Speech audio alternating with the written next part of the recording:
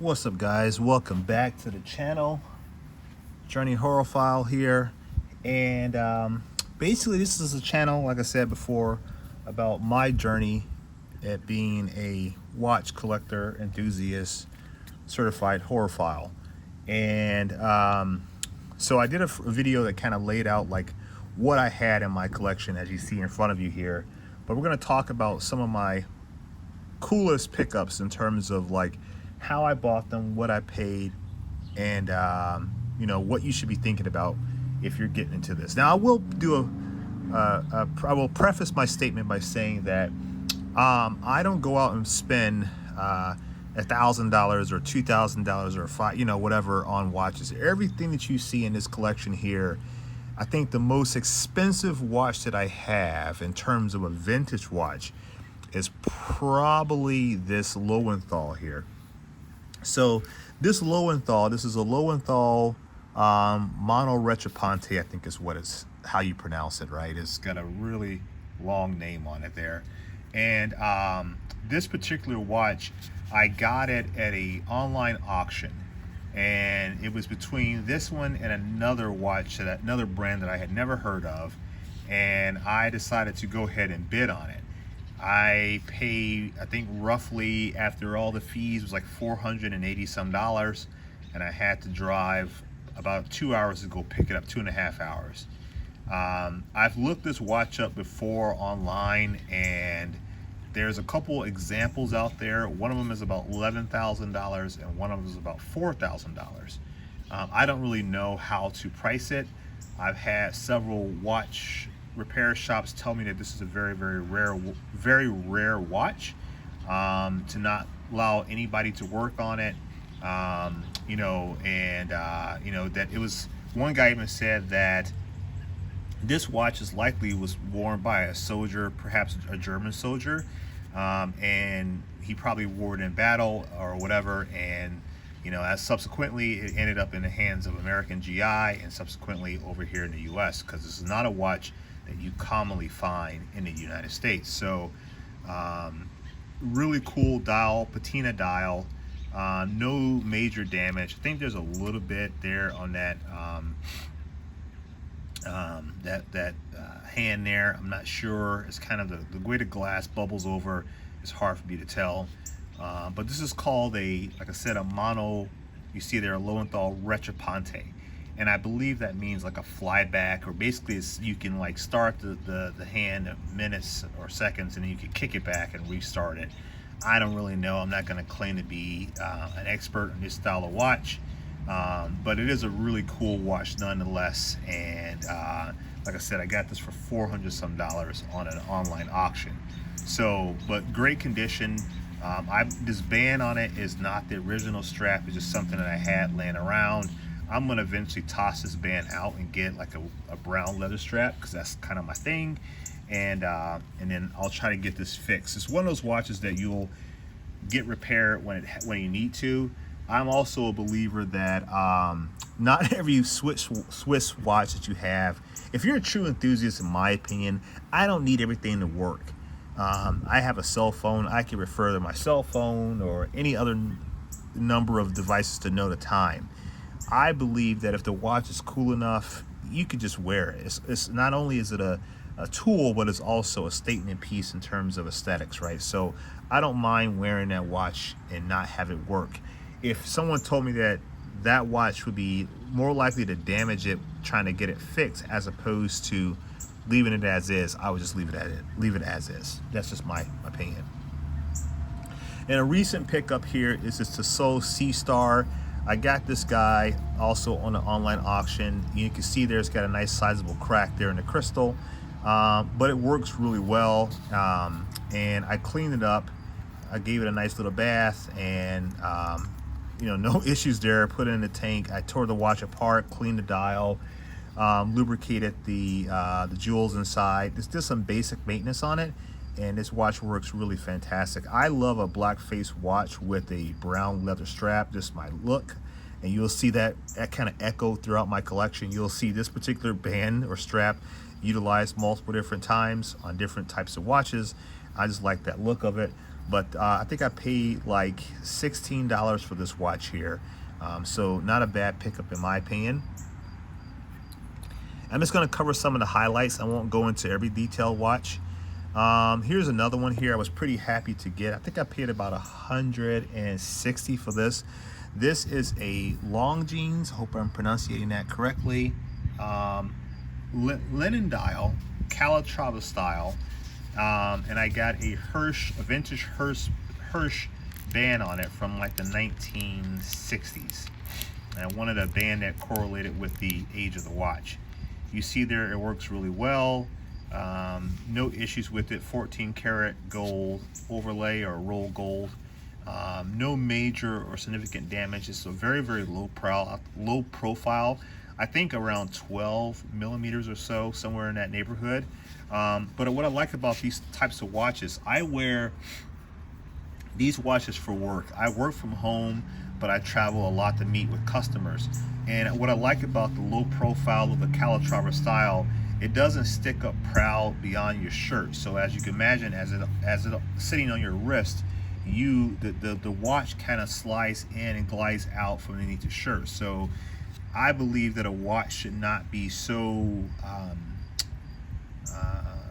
aesthetically noticeable, right? That it takes away from the conversation, right?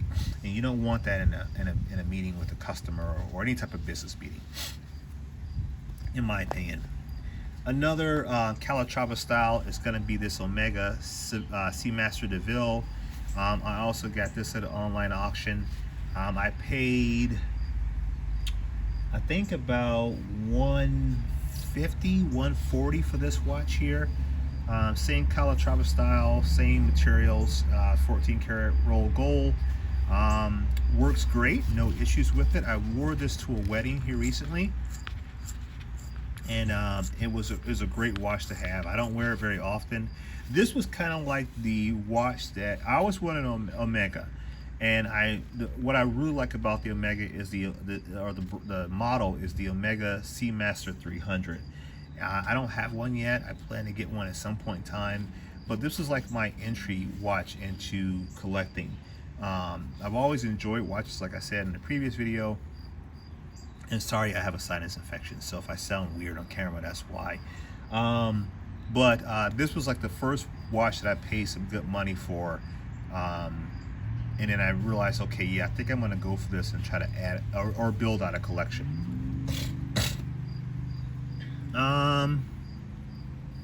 Let's go to the Accutron. I have a few Accutrons right now. I'm kind of tapering back on them. Here's one of the ones that I've got. What you see is a theme here, the gold. This may sound weird, but I don't think darker complexion goes good with gold. I think silver looks better. I mean, you tell me. But I got a lot of gold watches. Just the way things worked out. But this one here is I think it's like 1970 is the model year, 69 or 70. It works really, really great. This is a 218 tuning fork is what this one is here. The other one I got is a 214. You can see that the band is incorrect, but this is the band that it came on. I'm going to be getting one of these, let me see here, this style of band here for this watch. That'll be what I'll end up getting eventually. I just order them off of Amazon, and it costs like 20 some bucks, and it's a great band. So but yeah, this is a watch. I've not worn this one yet. Didn't need to do anything to it but other than put a battery in it, and it worked out really nicely. So but yeah, I try to find, I think this one here was like $65. You can see here is I don't pay a lot of money for my watches. I know where to find them, and I know, if the number seems like it's getting too high, I'll just get out of the bid. The other Accutron I got is this one here. I think I bought this one, that one, and another one all together, and I spent like $190 total. But this one here works really well. This one here, you actually set the time from the back. This is also from the 60s, I think 69, based upon the model year number on it. But everything works. The looms work. I think this one had repair on it because that looks like it's been reloomed. And I don't think that dial is original. I cannot find that dial anywhere on the Bulova Accutron reference site. And then lastly, I'll cover 2 more watches and then I'll be done with this video. The other watch is this other Seamaster that I got here with the crinkle dial. That is not how it came. It's just over time, the patina. This one here is from like the late 50s, I believe it is. Once again, that same style of band there or strap. It works really good. It's a bumper style watch. It does take a wind, and as you see there, it works great. I had a lighter color strap on here, absolutely hated it. When I put this strap on it, I fell in love with it all over again. I drove all the way to Michigan, from Indiana to Michigan, like 2.5, 3 hours into Michigan to get this watch because the deal that I got on it was so good, I could not pass it up. And Omega's been my thing, man. Like I said, I've always liked Omega watches. And I'm now at a point in time in my life financially that I can afford them. But I'm also smart because I still have kids at home. So I try to buy my watches, you know, at a reasonable price. And then the last watch I'm going to talk about today is the Certina 21 jewel Swiss made. As you see, this is a really beautiful watch. I mean, this is probably one of my top 5 watches that I own. The wind on it is beautiful. It works really well. I mean, this is a great watch. The patina dial is absolutely spectacular. The case condition is great. I mean, it's got some blemishes there on the side, but overall, I think this is probably an 8 out of 10. But the look of it is just brilliant.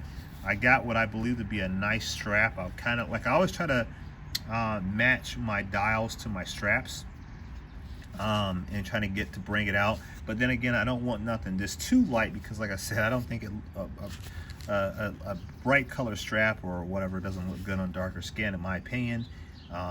But yeah, so this one here is a really nice watch, Certina. But yeah, like I said, that one there, I think I got that Certina and the 2 Accutrons together in that lot. That was what I got. And then lastly, the last watch I'll cover, because I really like it, is this one guy. This guy here is a Waltham 65. This is like the Centennial. Brilliant watch. You know, one thing about the older watches is that if you look at like this one here, I think it's like a 36 millimeter. And most watches from like the 50s and 60s are like, I would say probably 30, 32, 33, up to like 35 across the diameter here. And then on the lugs is a little bit bigger, or across the crown is like 36 or 35. But this one here is fairly large. And, you know, if you have a smaller wrist, you could kind of get away with it. But, you know, my rule of thumb is I don't want the watch or the lugs to hang over too far. And I try to make sure it's centered really well. I don't want to, like, my wrists aren't very big. So I think I could get away with the smallest, like a 34, 35, but I really like a 35 to 37. And this watch falls directly in line with that. But it is a date watch, a date just watch, not a date, but really nice watch. It has a good feel on it. It takes a really good wind in it. Good power reserve. No issues whatsoever with this particular watch. And I got a blue strap on it with a gold buckle, kind of like a texture strap. Primarily, all these watches, like I say, I wear them for work. So it is what it is. But that's my video, guys. Thank you.